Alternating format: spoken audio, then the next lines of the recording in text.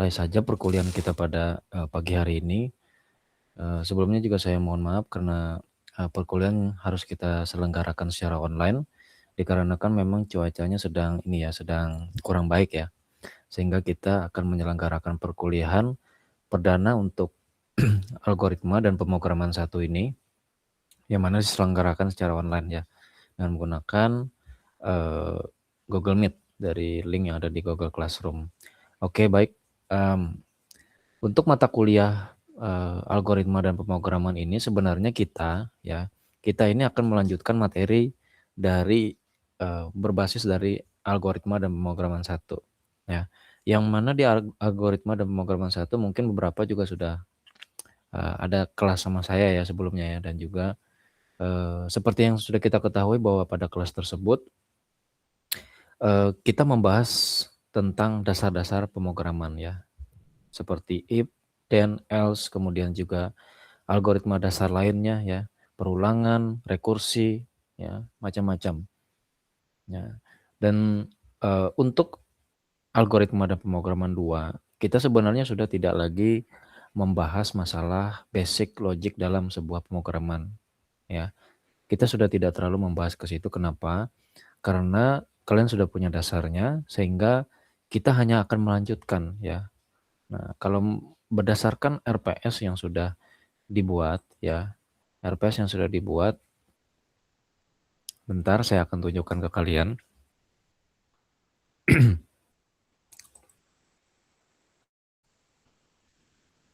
Bentar ya.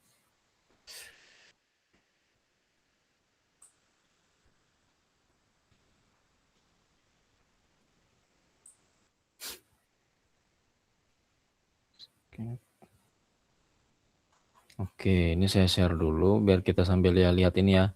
Sambil kita lihat RPS-nya ini supaya kita sambil memahami kira-kira algoritma dan pemrograman kedua ini kita itu metode belajarnya seperti apa gitu ya.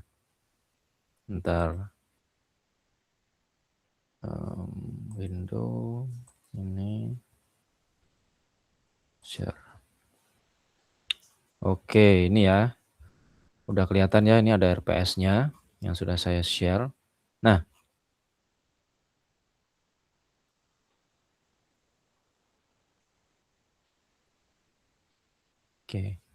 oke. Jadi begini, kalau mengacu kepada RPS, algoritma dan pemrograman kedua, ya, di sini bisa kita lihat bahwa untuk pertemuan kita dari pertemuan 1 sampai 8 ya, yang saya akan cover adalah pertemuan 1 sampai dengan 8 ya. Nah, bisa kita lihat di sini bahwa perkuliahan yang pertama itu ya mungkin masih ada metode pembelajaran dengan kuliah, yaitu pengertian algoritma, flowchart, dan SEO code. Nah, sebenarnya untuk materi pembelajaran yang pertama ini ya dalam algoritma dan pemrograman 2 ini, untuk pengertian algoritma, flowchart, dan SEO code ini sudah saya konfirmasi juga kepada Komti, sudah diajarkan di algoritma dan pemrograman 1. Sehingga mungkin ini akan saya anggap kita sudah menguasai saja ya. Jadi kita akan fokusnya kepada ini ya. Mungkin kalian mungkin ada yang baru dengar atau yang mungkin sudah sudah pernah ditugaskan juga untuk case based method ya, case based method ya. Jadi maksudnya perkuliahan case based method ini kita akan menyelenggarakan perkuliahan itu nanti akan berdasarkan kasus ya, berdasarkan sebuah studi kasus, yang mana studi kasus itu nanti akan ada nilai partisipatif di situ dan juga ada nilai hasil proyek. Ya, jadi nanti mata kuliah ini akan mengarah ke case based method seperti itu ya. Nah, dalam case based method mata kuliah algoritma dan pemrograman kedua ini ya, nanti pertemuan 1 sampai dengan ke-8 itu kita akan mendalami pendekatan divide and conquer ini ya. Perbedaan metode divide and conquer dan juga brute force, dan juga tahapan pembuatan algoritma menggunakan metode divide and conquer dan contoh-contohnya ya. Jadi fokus kita itu sudah kepada metode algoritma secara konseptual dan juga teoritis ya. Kalau untuk pertemuan 1 sampai 8 yang bisa kita garis bawahi ya, yang bisa kita garis bawahi adalah pendekatan divide and conquer, kemudian juga brute force, dan juga pendekatan Satu lagi ada pendekatan yang namanya dynamic programming. Ya, jadi nanti case base kalian, ya berdasarkan kasus nanti, itu nanti akan saya berikan kasus, kalian nanti akan mengerjakan seputar 3 ini, ya divide and conquer, kemudian juga brute force dan juga, memahami dynamic programming, 3 itu ya. Jadi nanti akan ada hasil proyek di pertemuan untuk kita nilai UTS, ya. Jadi nanti akan ada nilai akhir dan juga nanti akan ada partisipatif, yang mana merupakan sebuah komponen dari case based method, ya. Ini adalah sebuah metode perkuliahan case based method. Nah, untuk yang pertemuan 9 dan seterusnya ini akan ada algoritma lain yang mana juga nanti tidak akan, tidak akan bersama saya lagi, tapi nanti akan dilanjutkan dengan Bapak Efrans kalau tidak salah. Ini ada greedy greedy algorithm ya, greedy algorithm dan lain-lain, pencarian ya, elementary graphs dan lain-lain. Nanti akan dilanjutkan oleh Pak Efrans. Di bidang saya nanti, akan ke arah ini aja dulu ya, divide and conquer, brute force dan juga pendekatan dynamic programming gitu ya. Nanti akan ada case based method, tapi sebelum case based method itu, ya mungkin saya akan memberikan sedikit contoh dan juga dasarnya, supaya nanti kalian juga ada gambaran gitu maksud saya, dalam proyek-proyek ini. Seperti itu ya. Oke. Mmm, oke. Ini saya kembalikan lagi ke ini ya, saya stop presenting. Baik, mmm, sebelum mata kuliah ini akan kita mulai, saya akan lakukan absensi dulu ya. Soalnya kemarin kan kita masih belum absensi, jadi kita absensi dulu ya.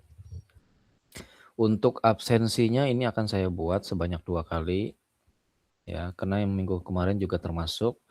Cuman kalau untuk minggu kemarin itu kalau mengacu ke RPS itu berarti cukup kita masukkan ini aja ya, algoritma flowchart dan juga SEO code. Yang kedua ini nanti akan saya ajarkan kalian untuk pertemuan kali ini yaitu divide and conquer dan juga brute force. Ya, bentar ya saya buat absensinya dulu. Jadi kita sambil absensi aja.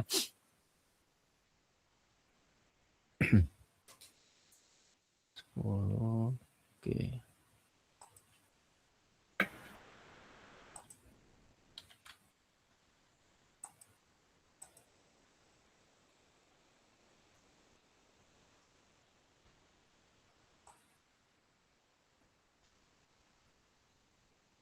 Oke. Bentar ya.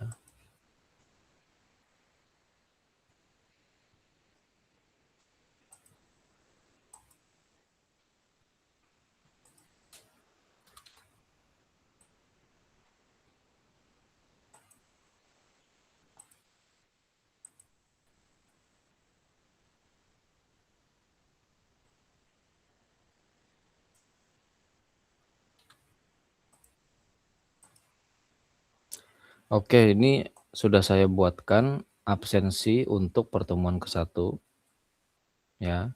Untuk pertemuan ke-1 silakan diabsensi dulu ini mandiri ya. Pengertian algoritma flowchart dan juga SEO code, silakan. Ini saya tambahkan satu lagi. Jadi absensinya 2 kali ya. Absensinya kalian 2 kali.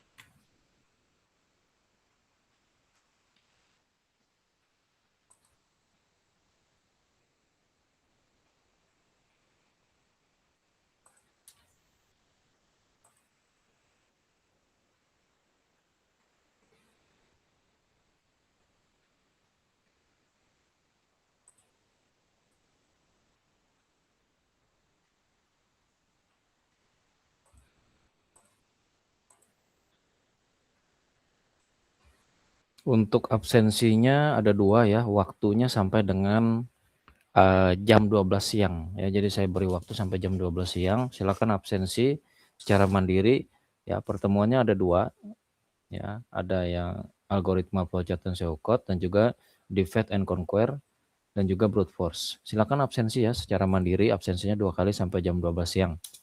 Nah,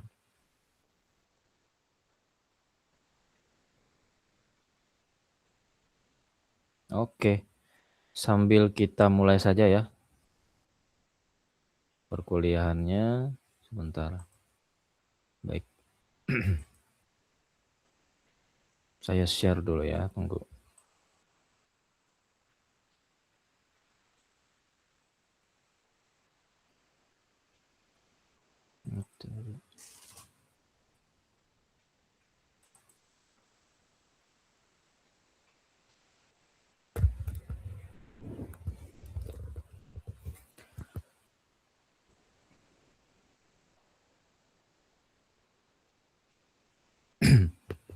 Oke.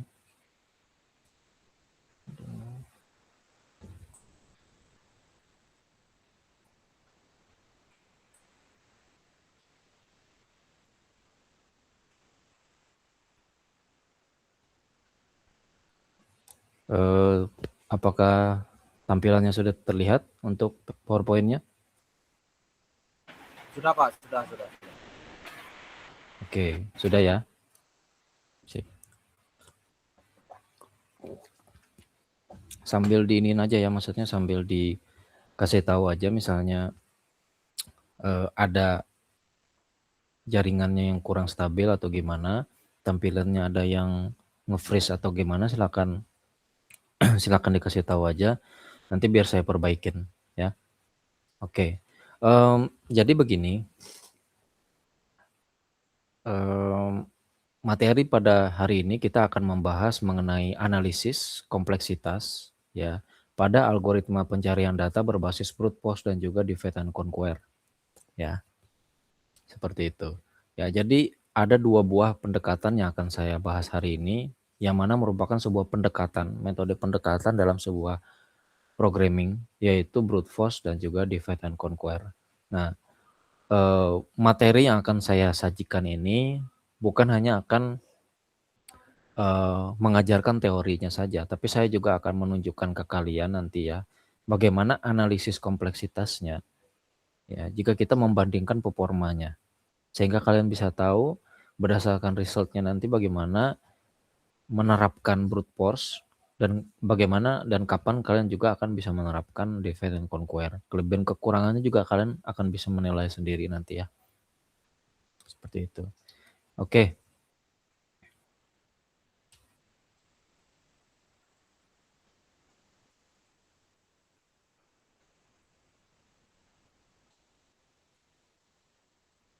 Ya. Oke, untuk brute force dulu ya, untuk brute force. Nah, brute force ini sebenarnya brute force ini merupakan sebuah pendekatan ya dari namanya saja brute ya. Brute itu artinya pendekatan yang kasar. Ya, pendekatan yang kasar. Force adalah sebuah pendekatan yang kasar ya, brute force gitu ya. Strike forward artinya kita dalam memecahkan sebuah permasalahan itu ya. Ya, kita memecahkan sebuah permasalahan itu langsung to the point. Langsung apa yang bisa kita kerjakan sekarang. Langsung apa yang kita bisa lakukan sekarang dengan pemahaman kita gitu ya, tanpa memikir solusi paling efisien. Makanya namanya brute force ya, cara yang kasar. Seperti itu. Itu adalah definisi atau cara berpikir dari sebuah brute force seperti itu paradigmanya. Kita diberikan sebuah permasalahan, kita diminta untuk membuat sebuah algoritma. Apa yang ada dalam pikiran kita, kita akan menyelesaikan dengan cara itu. Seperti itu ya. Itu adalah konsep dari sebuah brute force. Jadi kita menyelesaikan itu strike forward, langsung dengan pemahaman kita. Walaupun pemahaman kita masih sederhana ya. Seperti itu. Itu adalah dasar dari sebuah brute force ya. Nah, ini adalah sebuah contohnya. Secara konseptual brute force itu bekerja sebagai berikut. Ya, misalnya kita ingin melakukan sebuah pencarian value dari sebuah dari beberapa array seperti itu ya. Nah, mula-mula pattern dicocokkan pada awal teks, ya bergerak dari kiri ke kanan. Kita membandingkan tuh satu persatu array 0, array 1, array 2, array 3, ya, sampai seterusnya. Kita membandingkan secara satu persatu. Saya yakin kalian juga sudah ini ya, sudah belajar di algoritma pemrograman 1 tentang array ya, yang mana bisa menyimpan beberapa value di dalam sebuah dimensi. Ya, misalnya dimensi array 0 ada sebuah value 1, 2, dan 3 dan seterusnya. Ya. Misalnya ini dalam studi kasus ini saya mengatakan ini adalah sebuah array 2 dimensi ya. Jadi maksudnya cuman satu aja ininya. Value yang bisa disimpan di dalam sebuah array. Oke. Semua karakter dibandingkan ya dan juga dicocokkan satu sama lain ya. Hingga nanti akhirnya dia akan menemukan ya. Nah ini ya, bila pattern belum ditemukan kecocokannya, teks belum habis, geser pattern satu karakter ke kanan dan ulangi langkah kedua. Kita melakukan pengecekan satu persatu seperti ini. Saya cek array 0, saya cek array 1, saya cek array 3, dan seterusnya. Itu adalah berdasarkan pemahaman kita sebagai manusia dalam menyelesaikan permasalahan kan. Nah, menjadi permasalahannya adalah tidak selalu yang kita pikirkan itu adalah solusi yang paling efisien ya. Jadi sebenarnya ada sebuah pendekatan lain yang mana lebih cepat daripada itu. Tapi itu adalah pendekatan yang memang sudah basicnya ya, yaitu yang saya bilang tadi adalah pendekatan brute force namanya. Kita mengecek satu persatu untuk melakukan sebuah solusi. Ya. Nah, oke, ini adalah teorema atau cara berpikir dasar dari sebuah pencarian linier. Jadi pencarian itu ada banyak macam ya. Ada pencarian linear, ada juga biner ya, dan macam-macam. Tapi yang akan saya sorot sekarang adalah pencarian linear. Yang mana pencarian linear ini adalah salah satu contoh pendekatan yang menggunakan teorema brute force ya. Jadi dia menggunakan teorema brute force. Ya. Nah, pencarian linear ini nanti ya, dia akan melakukan pengecekan data ya, setiap elemen dalam struktur data secara berurutan, mulai dari elemen pertama hingga elemen terakhir. Dia akan ngecek itu satu persatu nanti. Nah, permasalahannya dia kurang efisien karena memerlukan waktu yang linear sebanding dengan jumlah elemen. Oke lah, misalnya data ada di array ke 0 atau yang pertama, dia akan cepat. Tapi bagaimana jika arraynya ada ribuan, ada ratusan, ribu, ada jutaan, value-nya terletak di terakhir. Nah, itu akan menghabiskan waktu banyak. Nah, case yang paling parah seperti apa? Sudah dilakukan pengecekan sampai terakhir arraynya, ternyata tidak ada datanya. Resource yang digunakan sudah banyak, tapi tidak menemukan hasil apa-apa. Bukankah itu adalah sebuah pendekatan yang kurang efisien ya, menurut saya ya? Itu adalah kelemahan dari teknik brute force. Nah, di sini saya akan menunjukkan sebuah contohnya. Misalnya kita ingin mencari angka 6 ya dari sebuah array dengan metode brute force. Saya punya array 0 ya, 1, 2, 3 dan 4 yang ada value 3, 2, 6, 5 dan 9. Saya ingin menemukan 6. Nah, berarti dengan teorema brute force, cara berpikirnya adalah saya mengecek dulu nih dari satu array yang ke 0 ini. Oh, ternyata lain. Ini bukan 6, ini 3. Ya, kemudian saya cek lagi yang satu. Oh, ini 2. Ya, berarti salah. Masih belum. Nah, barulah di array yang ke ini, array yang kedua ini, dia menemukan angka 6. Artinya kita menghabiskan sekitar 3 buah steps di sini. Dalam studi kasus yang sederhana ini kita menghabiskan 3 buah steps. Ya, ini adalah kasus yang average-nya. Kasus yang paling cepatnya bagaimana? 6 itu ada di array 0.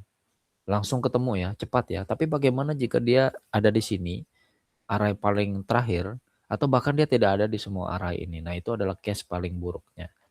Performanya nanti akan menjadi sangat lambat dan tidak menjamin juga solusi akan diberikan gitu ya. Jadi kalau kita berpikir secara dalam pemrograman itu kita bukan hanya berpikir bisa menyelesaikan sebuah permasalahan dengan sebuah program. Tapi kita juga harus berpikir, kira-kira pas nggak solusi pendekatan program saya ini dengan studi kasus yang sedang saya ingin kerjakan ini. Ya, karena kalian adalah seorang IT, bukan hanya sekedar ini saya pakai program. Oke, kalian menggunakan program. Tapi apakah program itu adalah best solution? Ya, solusi terbaik dalam sebuah penyelesaian masalah? Belum tentu ya. ada beberapa solusi yang mungkin bisa diaplikasikan tergantung dari case-nya, seperti itu. Ya, ini adalah gambaran kalau untuk pendekatan brute force.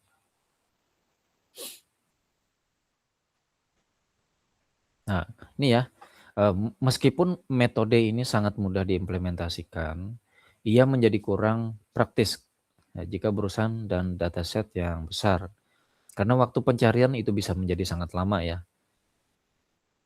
Nah, pencarian linear memiliki kelebihan yaitu dapat digunakan pada struktur data yang tidak terurut. Nah, ini adalah salah satu kelebihan yang mungkin saya akan tekankan.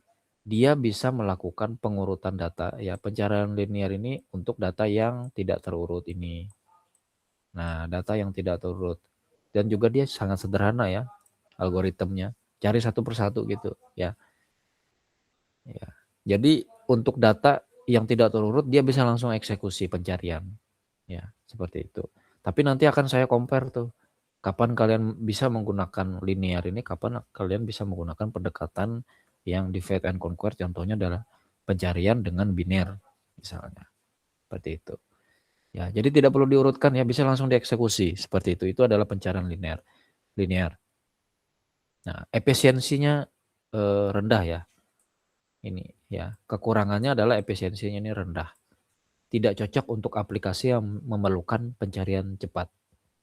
Seperti itu. Ya. Ini yang harus kita garis bawahi juga dari sebuah pendekatan brute force pencarian linear. Seperti itu. Nah, kelemahan dari brute force. Kalau brute force itu dia jarang menghasilkan algoritma yang mangkus. Jadi maksudnya mangkusnya adalah algoritma yang efisien dan terbaik lah. Ya, jadi dia tidak menghasilkan algoritma yang seperti itu biasanya. Ya, lambat juga ya dan juga tidak sekonstruktif dan sereaktif teknik pemecahan masalah lainnya. Seperti itu. Itu adalah kelemahan dari brute force. Nah, ini adalah kompleksitas algoritmanya adalah big O(n) ya, yang mana ini adalah sebuah kompleksitas algoritma. Kecepatan eksekusinya adalah big O(n) yaitu tergantung daripada nilai n-nya. Ya, seperti saya bilang tadi, dia bisa saja ada di awal array, bisa juga average case-nya dia ada di tengah array. Nah, worst case-nya bagaimana? Dia ada di array paling terakhir atau bahkan tidak ada sama sekali. Yang mana kompleksitas algoritma ini sebenarnya nanti akan ada mata kuliahnya sendiri untuk kalian belajar tentang ini ya, tentang dasar dari sebuah kompleksitas algoritma. Jadi ada notasinya juga ya. Nanti akan ada notasinya, kalian akan belajar di mata kuliah kompleksitas algoritma ya. Kalau tidak salah itu akan kalian pelajari setelah kalian memiliki dasar dari algoritma dan pemrograman 2 ini. Ya. Oke. Berikutnya adalah metode divide and conquer ya. Nah, divide and conquer ini ya adalah sebuah metode pemecahan masalah yang membagi masalah menjadi beberapa sub masalah. Nah, ini yang harus kita tandai, garis bawahi ya. Jadi divide and conquer, kita pecah menjadi beberapa bagian lalu kita taklukkan gitu ya. Lalu kita bereskan permasalahan itu. Sebenarnya ini adalah salah satu pendekatan yang juga bagus. Ya, jadi kita bukan hanya sekedar menyelesaikan masalah, tapi kita bisa membagi masalah itu menjadi sub masalah, lalu nanti kita susun terakhir untuk menyelesaikannya.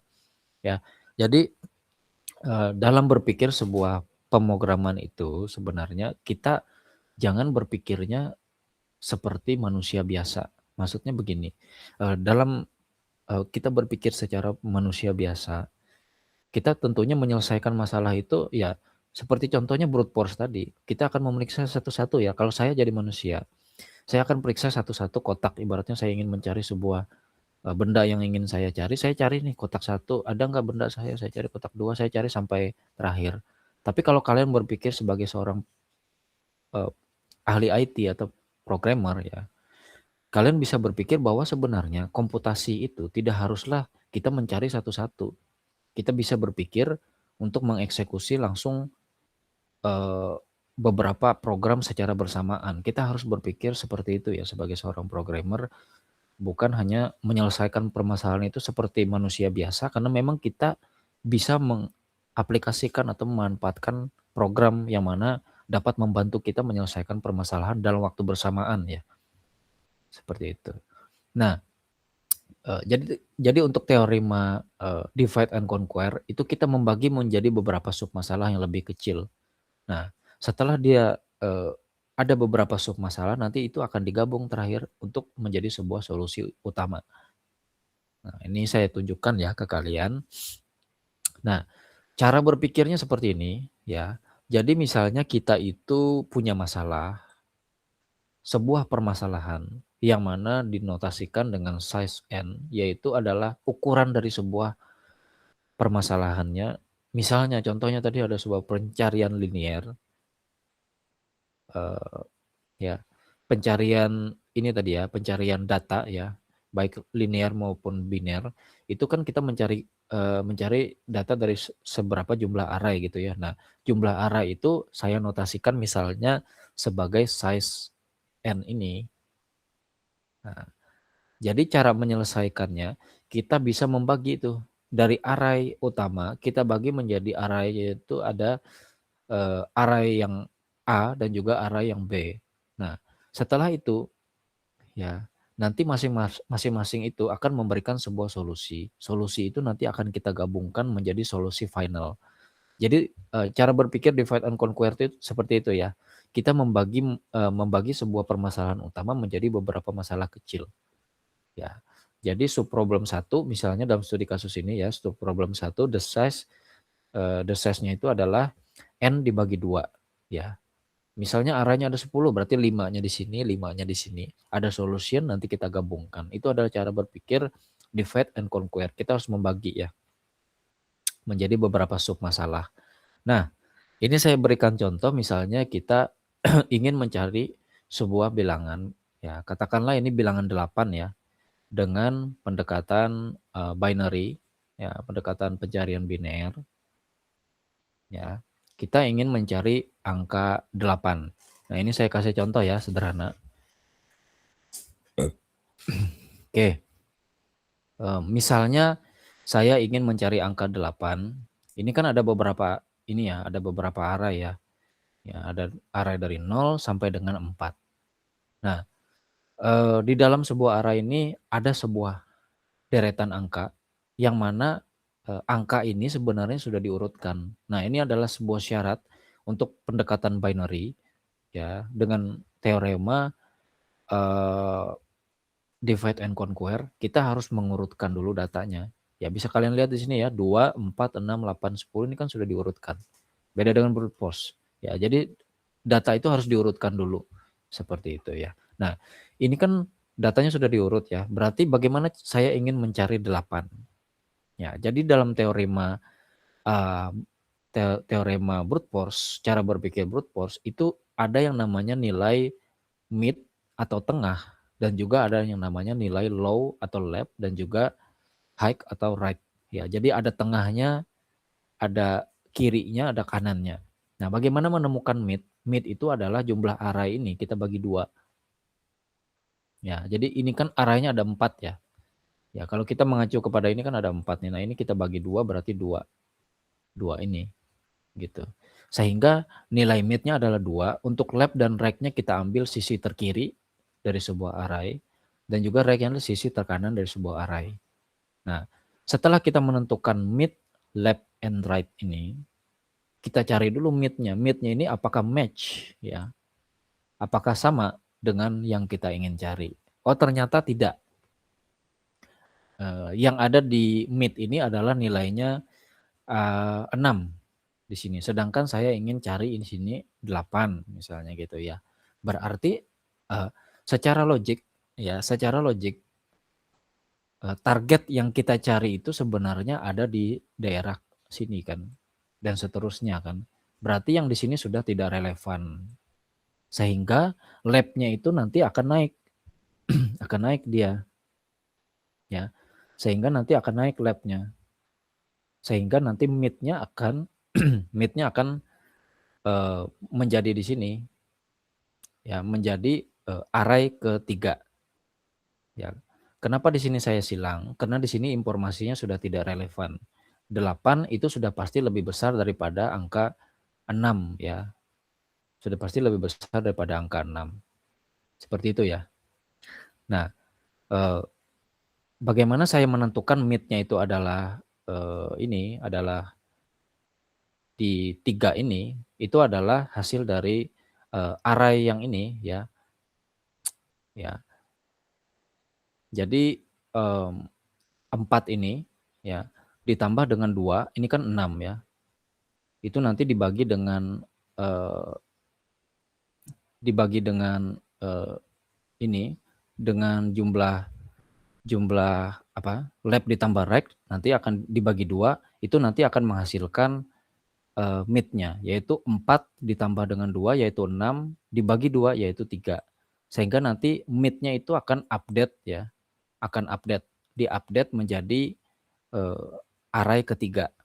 Sehingga nanti mid-nya akan di sini ya, akan berada di sini dan juga lab-nya akan diupdate menjadi di sini ya, di array kedua dan juga rect-nya tidak akan berubah karena dia datanya sudah ke atas. Sehingga di sini ditemukan sudah match yaitu 8 ada di sini sehingga ada 2 langkah di sini. Nah, ada 2 langkah. Seperti itu ya. Jadi cara berpikirnya seperti itu ya untuk pendekatan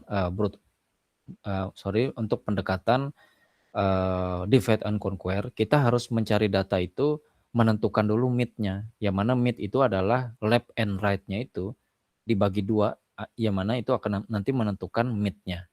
Nah, nilai ini left dan right ini dan juga mid ini akan terus diupdate sesuai dengan relevansi informasi terakhir kira-kira target yang ingin kita cari itu berada di mana. Ya, dalam studi kasus ini kita menggunakan 2 buah langkah berarti ya. Seperti itu, ya. Oke, ini saya ada contoh lagi biar makin jelas.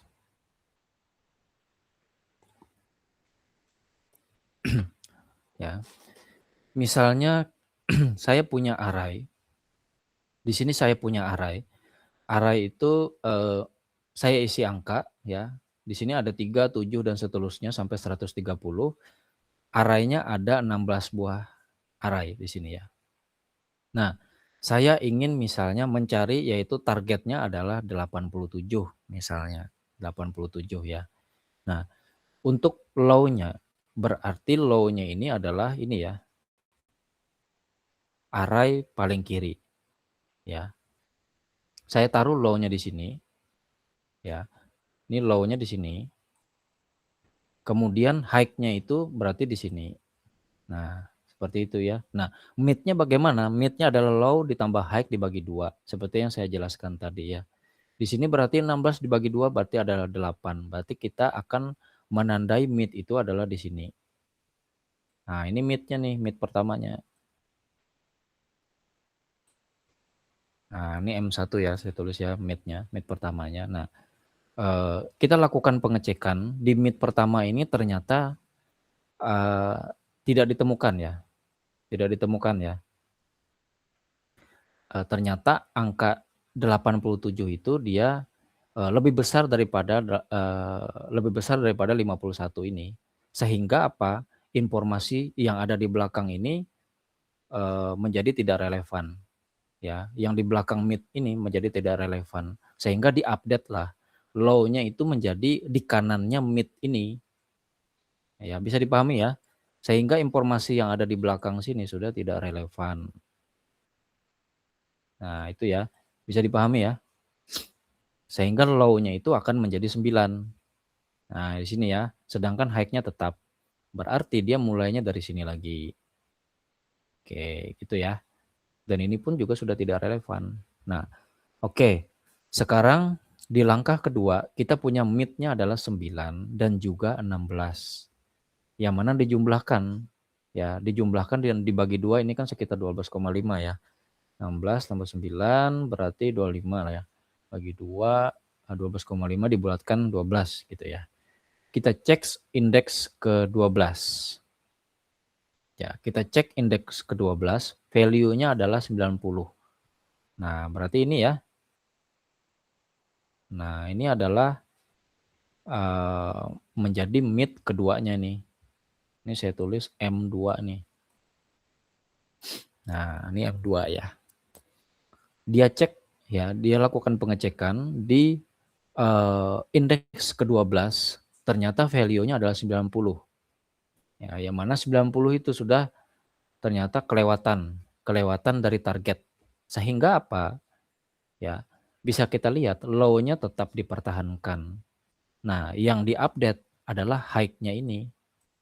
Ya, high-nya diupdate menjadi 11.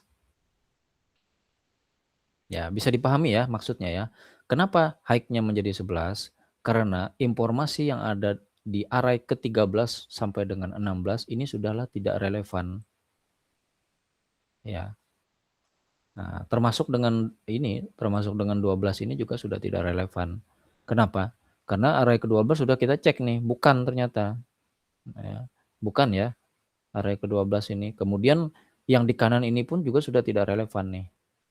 Jadi saya buang. Sehingga yang tersisa sekarang adalah array 9 sampai dengan array ke-11 gitu ya. Kita lakukan update lagi di langkah ketiga. Untuk mid berarti adalah 9 di sini. Oke, pas.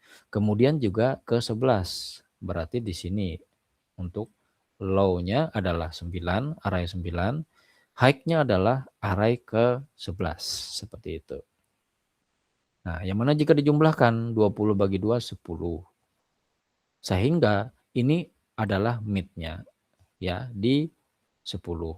Di sini saya tulis M3 misalnya ya. Itu. Kita cek di indeks ke-10 ternyata value-nya itu kurang. Berarti informasi yang ada di belakang sini sudah tidak relevan. Benar enggak ya? Jadi sudah tidak relevan ya untuk informasi indeks ke-10 juga sudah tidak relevan dan juga di belakang sini yaitu contoh kasusnya adalah array ke-9 ini adalah isinya 60, ini sudah tidak relevan lagi.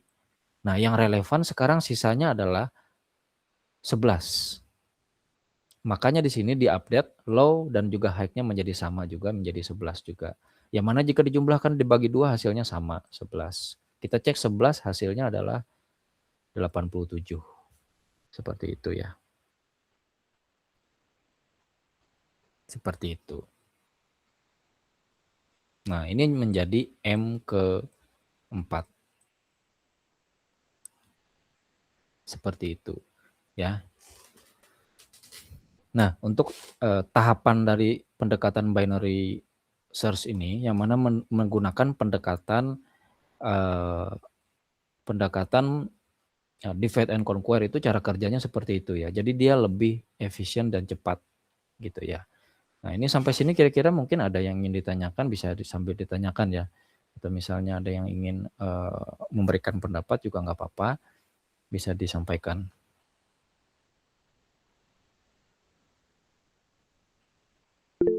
Ya. Jadi itu. Halo, Ya. ada suara saya nggak Pak? Ya. Izin bertanya, saya Satria Di Cahya. Untuk proyeknya nanti menggunakan bahasa pemrograman apa ya? Oke, kalau mengacu kepada proyek yang ingin kita kerjakan nanti, karena ini juga berbasis case method ya. Sebelumnya saya ingin tanya dulu kalian untuk praktikumnya itu apakah sudah mulai apa belum? Masih belum, Pak. Masih belum ya? Oke. Mungkin nanti saya akan menyesuaikan saja sih bahasanya itu ya dengan praktikum yang akan kalian kerjakan. Ya, misalnya kalian menggunakan bahasa C+ ya, C++ atau lain-lain itu nanti akan saya sesuaikan saja, nggak masalah ya. Nanti akan saya cross check dulu dengan praktikumnya. Ini kan kita akan memulai case method ini nggak sekarang ya. Mungkin beberapa minggu lagi nanti baru akan memulai case method ini, sehingga nanti akan saya tanyakan saja dulu ya kepada penyelenggara praktikumnya, nanti akan saya sesuaikan saja bahasanya dengan itu. Sehingga nanti kalian juga akan belajarnya biar sekalian aja gitu, nggak belajar bahasa yang lain lagi. Itu aja sih. Nanti akan disampaikan ya. Oke Pak, terima kasih. Oke, terima kasih juga. Baik, itu adalah contoh dari pendekatan ini ya. Kalau misalnya tidak ada yang ingin ditanyakan lagi, ini adalah sebuah pendekatan binary search. Nah, kemudian kita bergerak lagi ke komparasinya. Nah, kalau berdasarkan analisis yang kita lakukan, ini saya menggunakan analisis, contohnya adalah dengan Python ya. Dengan Python, saya analisis pendekatan linear dan juga binary ini dengan Python. Nah, hasil yang dikeluarkan dari pencarian sebelumnya itu, ya, pencarian sebelumnya itu, untuk linear search itu dia menghabiskan langkah 12. Kenapa? Karena kita melakukan pengecekan satu persatu nih sampai 12 ini. Nih, sampai 12 ini. Ya. Bukan sampai 12 ini, sorry. Sampai yang 11 ini. Ini kan dari 0 ya. 0 sampai 11 ini. Tapi hitungannya adalah 12 langkah ya, 12 step. Tapi arahnya cuma 11 ya. Nah, ini kita melakukan pengecekan satu persatu nih, indeks yang diperiksa ya. Langkahnya ada banyak, yaitu ada 12. Tapi dengan pendekatan binary search, kita melompat-lompat nih. Coba perhatikan, kita lompat ya dari 8, kita lompat ke 12, ke 10, ke 11 ya. Nih ya. Kita lompatnya dari mid ini ya. 8, 12, 10 ke 11. Mungkin terlihat grafiknya kita ke sana kemari ya, tapi ini lebih cepat. Ini cuman ada 4 step. Ya, ini cuman ada 4 step, sedangkan ini ada 12. Ya. Ini 4, ini 12 step. Ya, jadi jauh lebih bagus pendekatan binary dalam studi kasus ini. Ya. Seperti itu.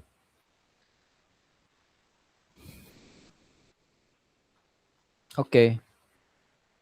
Nah, ini ada sedikit grafik ya.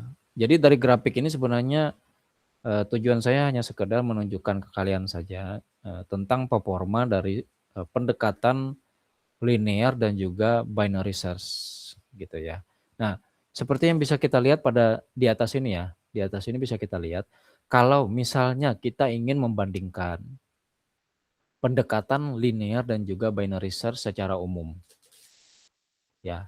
Bisa kita lihat bahwa untuk execution time-nya pendekatan linear itu dia lebih lambat ya. Kenapa? Karena execution time-nya tinggi di sini. Jadi dia menggunakan lebih banyak resource. Nah, ini detailnya ya, bisa kita lihat. Misalnya ini saya memberikan data ya. Ini saya memberikan data, bisa kalian lihat ada ukuran 100, 500, 1000 dan seterusnya sampai 20.000. Ini tujuannya saya ingin melihat performanya.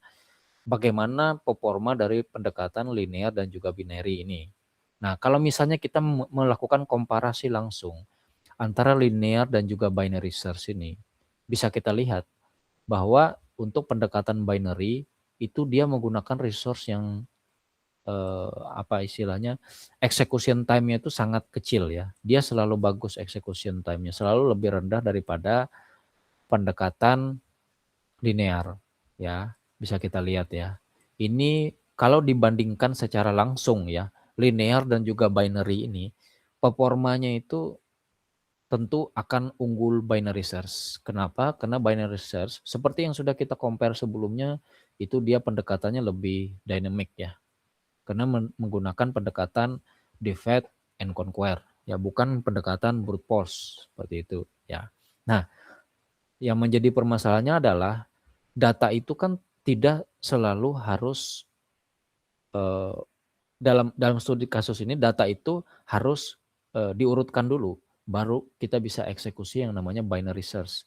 Nah, menjadi permasalahannya bagaimana jika misalnya kita juga menginclude sebuah sorting tadi ke dalam sebuah performa ya, analisis performanya bagaimana gitu ya.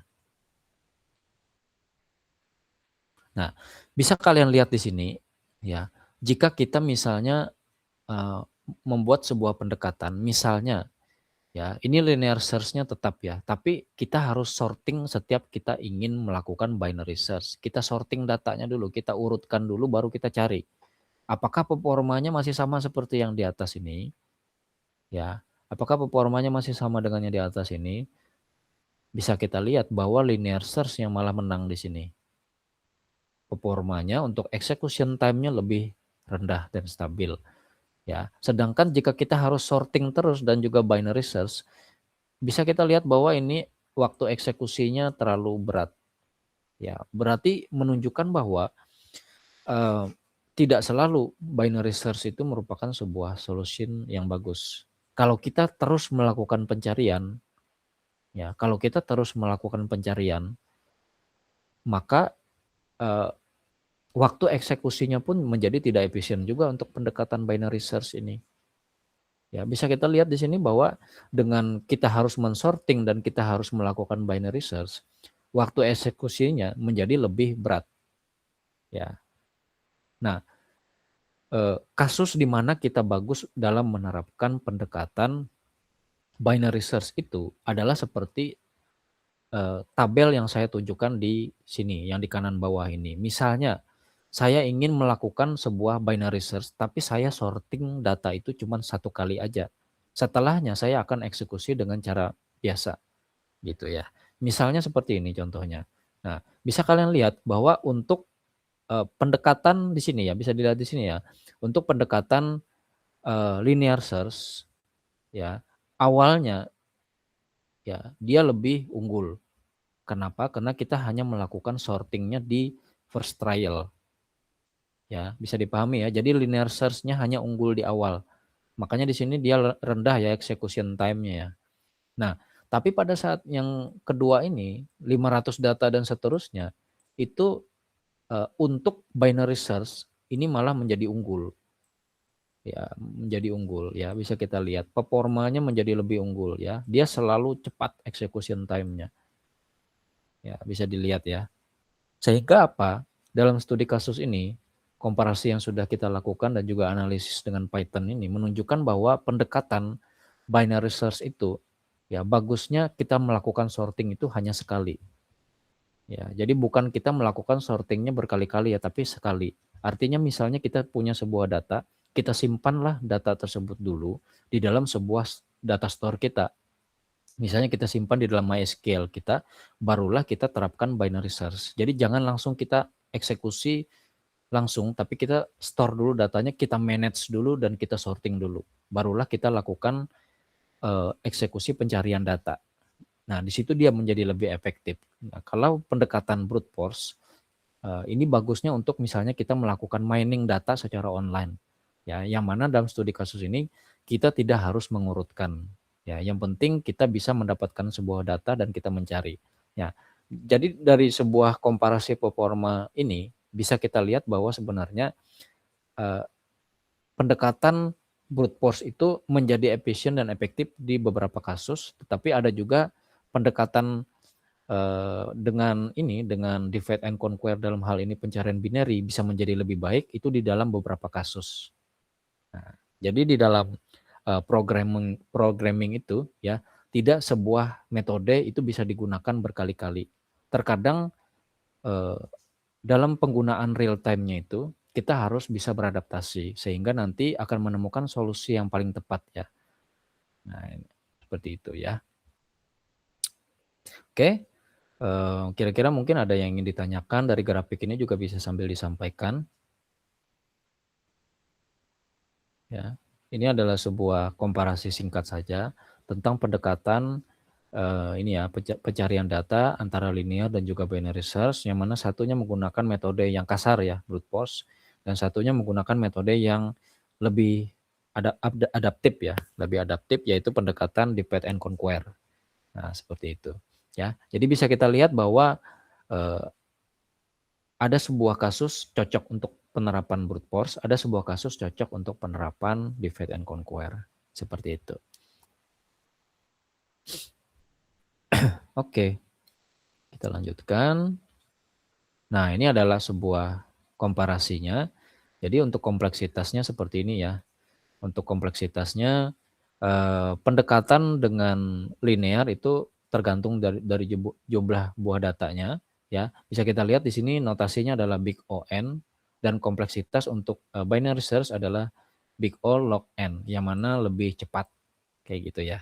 Nah, ini mungkin nanti akan kalian pelajari saja di mata kuliah kompleksitas algoritma ya. Jadi saya tidak akan terlalu membahas begitu dalam masalah ini, tapi nanti bisa kalian baca secara mandiri saja ini ya.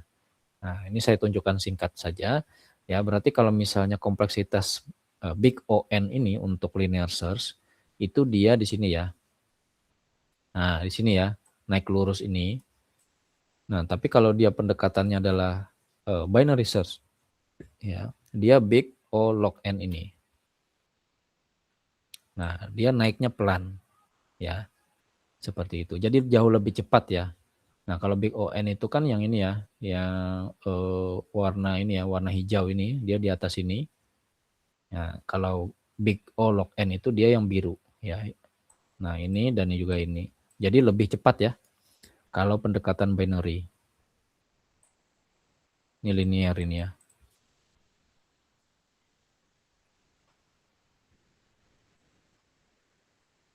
Ini linear, ini binary.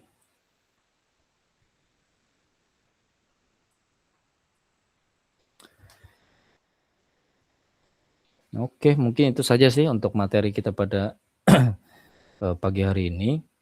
Mungkin jika misalnya ada yang ingin ditanyakan lagi bisa sambil ditanyakan.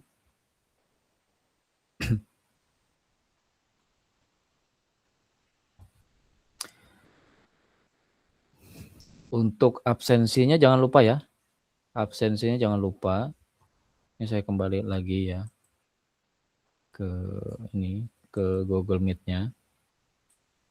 Untuk absensinya 2 kali ya dan dilakukan secara mandiri.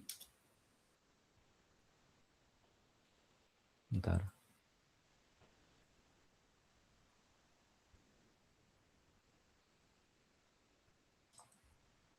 Ini saya share dulu ya ininya.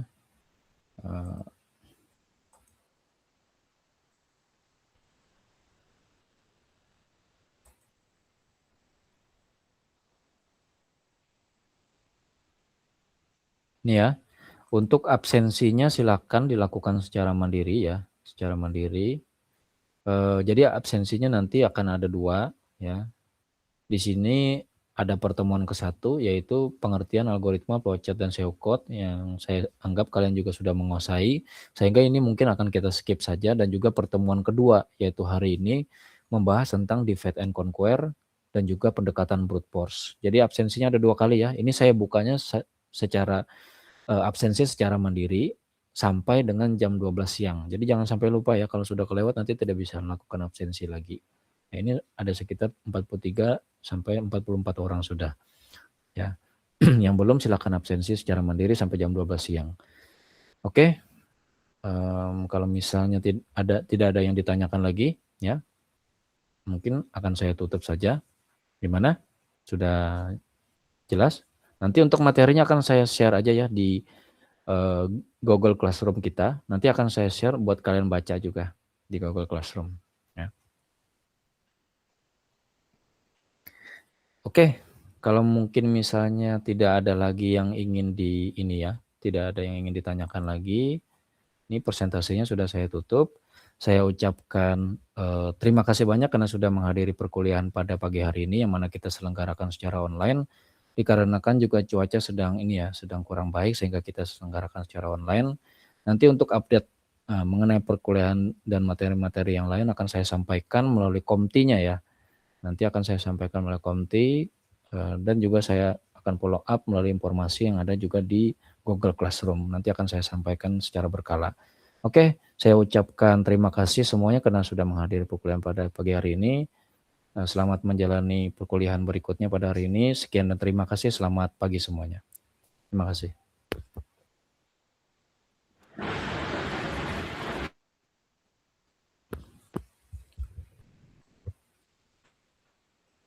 Oke. Terima kasih, Pak. Ya, sama-sama. Terima kasih.